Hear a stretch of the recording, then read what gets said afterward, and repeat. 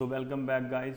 Now we are back with our new lecture, and in this lecture we are going to study about the state of agriculture sector on the eve of independence. So on the eve of independence our economy was called an agrarian economy. Why so? Because near about 72% population of our country was dependent on agriculture.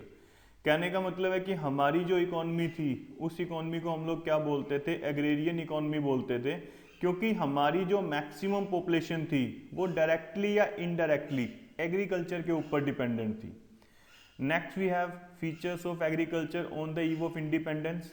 First feature क्या है? That is called low production and productivity.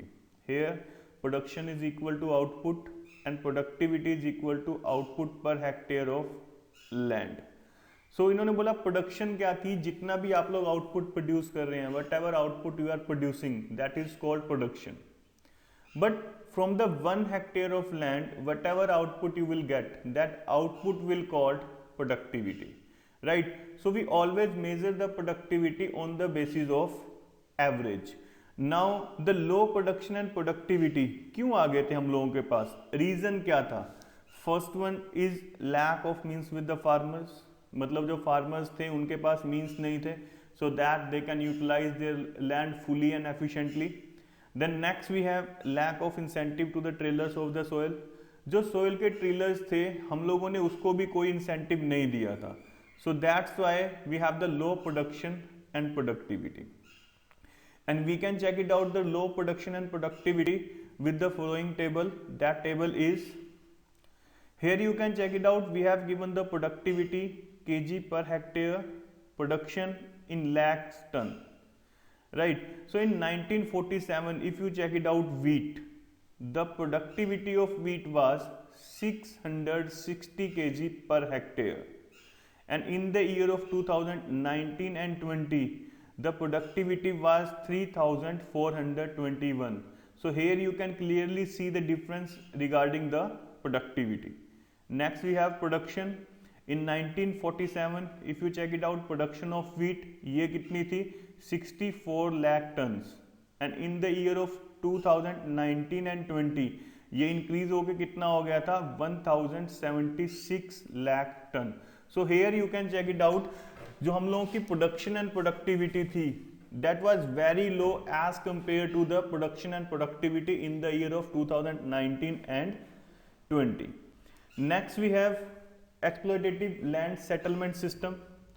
Earlier we have a relationship, or you can say there is a triangular relationship between government, owner of the soil and the tiller of the soil, and that triangular relationship is known as जिम्मेदारी system. Now जिम्मेदारी system क्या होता था? They said जिम्मेदार permanent owner of soil. जो जिम्मेदार थे वो उस लैंड के परमानेंट ओनर थे. जिम्मेदार were to pay a fix sum to the government as a land revenue. अब जिम्मेदार क्या करते थे? गवर्नमेंट को एक फिक्स सम देते थे as a land revenue. Then next, जिम्मेदार can extract as much as from the tiller of the soil. उसके बाद अगर उन्होंने एक बार गवर्नमेंट को रेवेन्यू दे दिया, मींस टैक्स पे कर दिया, तो वो क्या करते थे? ट्रिलर्स से जितना मर्जी एक्सट्रैक्ट कर सकते थे, ले सकते थे. Did nothing to improve the condition of the agriculture. और जो हम लोगों के जिम्मेदार थे उन्होंने कुछ नहीं किया था एग्रीकल्चर की कंडीशन को इम्प्रूव करने के लिए. Tillers were reduced to the status of landless labour. जो ट्रिलर्स थे वो क्या बन गए थे? लैंडलेस लेबर बन के रह गए थे. Next we have forced to commercialization of agriculture. Earlier we were using the subsistence farming, and after the British rule we have converted into the commercialization. Right? So इन्होंने कहा, यहाँ पे दो वर्ड हम लोगों ने यूज किए, subsistence farming and commercialization. So subsistence farming क्या होती थी? It refers to the farming in which the crops are produced to meet the basic need of the family with little surplus for the market. Means subsistence farming में हम लोग क्या करेंगे? हम लोग सिर्फ अपनी फैमिली के लिए प्रोड्यूस करते हैं. राइट? हम लोगों का ये पर्पज नहीं होता कि we have to sell that particular product into the market. अगर कुछ सरप्लस बचेगा only then we can go and sell it to the market.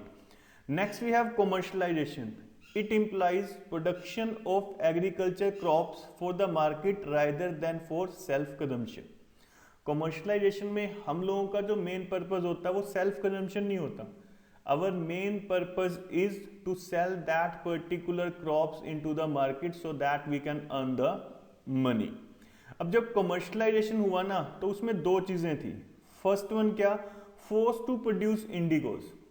जो ब्रिटिश गवर्नमेंट थी they force our farmers to produce the indigos. Why so that they can use it as a raw material in their own textile companies. Next, switching raised credit needs of the farmer and leads to their perpetual indebtedness. अब क्या हुआ, जब farmer substance farming से commercialisation पे गए तो उन लोगों की क्रेडिट नीड्स क्या हो गई, बढ़ गई.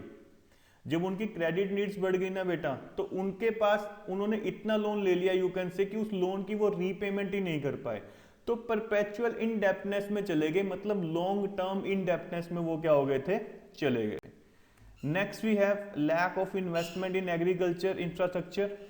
अब जो जिमीदार थे ना, जिमीदार took no interest in promoting investment in agriculture infrastructure. अब जो जिमीदार थे उन्होंने कोई भी एग्रीकल्चर के इंफ्रास्ट्रक्चर को इंप्रूव करने के लिए कोई इंटरेस्ट नहीं लिया और कोई भी एक्सपेंस नहीं किया. अब इसके कारण क्या हुआ, जो फ्लड कंट्रोल सिस्टम था, ड्रेनेज सिस्टम था, वो क्या हो गया, टोटली निग्लेक्ट हो गया और आने वाले टाइम में वो क्या क्रिएट करने लग गया, प्रोडक्टिविटी को लो करने लग गया या लॉस ज्यादा होने लग गया हम लोगों को. Then next subsistence outlook. अब सब्सिस्टेंस आउटलुक में क्या था कि हम लोग सिर्फ अपने लिए प्रोड्यूस कर रहे हैं. सो इन्होंने कहा इसी के कारण क्या था, हम लोगों की इकोनॉमी में क्या थी, बैकवर्डनेस रहती थी और पॉवर्टी रहती थी. क्योंकि लोगों का जो मेन पर्पस था, their main motto is to produce for themself only, not to sell in the market. Next we have small and fragmented holdings. अब हम लोगों के पास क्या था, देखो जो होल्डिंग्स थी ना, लैंड के ओनर्स थे, उनके पास एक पीस यहाँ पे है, एक थोड़ी दूरी पे है या थोड़ी ज्यादा दूरी पे है, तो उसका इफेक्ट क्या पड़ता था, द कॉस्ट ऑफ प्रोडक्शन क्या हो जाती थी, इंक्रीज हो जाती थी. तो उन्होंने ये चीज बोली, उसने बोला on the eve of independence हम लोगों के पास लैंड जो थी वो स्मॉल थी एंड फ्रेगमेंटेड थी. Fragmented means one piece we have here and another piece we have at another place, right. इसके कारण क्या होता था, हम लोग उसको प्रॉपरली एडमिनिस्ट्रेट नहीं कर पाते थे, देख नहीं पाते थे. Then next we have gulf between owner of the soil and the tiller of the soil. अब जो ओनर्स थे मींस जिम्मेदार, वो कॉस्ट का कोई भी पोर्शन शेयर नहीं करते थे. They did not share the cost, share only the output. So जो भी आउटपुट आता था उसमें से वो शेयर ले लेते थे. एंड उनका मेन पर्पस क्या था, जिमीदार का मेन पर्पस क्या था, to maximize their rental income, right. उन्हें कुछ नहीं लेना होता था कि ट्रिलर के साथ क्या हो रहा है क्या नहीं हो रहा है. They have their main motto that is to increase their income. Tiller do not have money and owner have no interest in investment. अब जो टीलर्स थे उनके पास तो पैसा ही नहीं बचता था. Why so, because maximum of their product will be taken by the जिमीदार्स एज अ रेंटल इनकम. तो वो लोग तो इन्वेस्ट कर ही नहीं पाते थे. और जो ओनर्स थे वो लोग क्या करते थे, मतलब जिमीदार थे, वो इंटरेस्ट ही नहीं लेते थे इन्वेस्टमेंट में. दैट्स वाई हम लोगों की इकोनॉमी क्या हो गई थी, इकोनॉमी यू कैन से जो एग्रीकल्चर सेक्टर था वो क्या हो गया था, स्टैग्नेंट एंड बैकवर्डनेस में चल गया था. Next we have backwardness explain in the terms of, ये सब कुछ हम लोगों ने पढ़ लिया. If you get a question in exams that backwardness के रीजंस क्या थे और स्टैग्नेशन के रीजंस क्या थे, तो इन रीजंस ऑफ बैकवर्डनेस आप लोग क्या मेंशन करोगे, low production and productivity, lack of investment in agriculture infrastructure, small and fragmented holdings and subsistence outlook. Stagnation explained in the terms of, जब स्टैग्नेशन की बात करेंगे तो हम क्या लिखेंगे, exploitative land settlement system, force commercialisation of agriculture and gulf between the owner of the soil and the tiller of the soil. Right guys, तो ये था हम लोगों के पास कि हम लोगों की जो एग्रीकल्चर सेक्टर था उसकी कंडीशन क्या थी. सो आज के लेक्चर के लिए इतना ही, मिलते हैं नेक्स्ट लेक्चर में. तब तक के लिए thanks a lot, have a nice day.